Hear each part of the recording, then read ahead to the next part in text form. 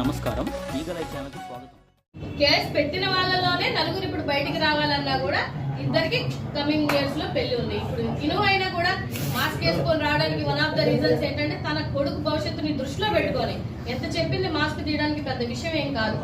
కానీ సమాజం ఎలా ఉంటుందో మీకు కూడా తెలుసు కాబట్టి తెలుసో తెలియకో చేస్తున్నటువంటి వీళ్ళ ట్రాపుల్లో వీళ్ళకి ఇదే పని.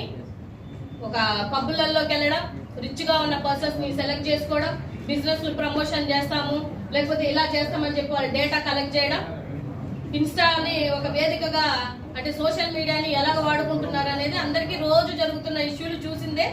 ఇదొక సమస్య. నిజంగా చెప్పాలి అని అంటే మేము అబ్జర్వ్ చేసింది ఏంటంటే జరిగినటువంటి అన్యాయాలు, తర్వాత వాళ్ళ మదర్తో మాట్లాడినటువంటి రికార్డ్స్, అక్కడ సిచ్యువేషన్ లో ఉన్నటువంటి స్క్రీన్ షాట్లు, అబ్బాయి డబ్బులు ఇచ్చినటువంటి స్క్రీన్ షాట్లు, ఎవ్రీథింగ్ చూసాం కాబట్టి మేము ఆ రోజు సపోర్ట్ చేయడం జరిగింది. అదే సపోర్ట్ ఇవాళ చేద్దామని మీడియా ముందుకు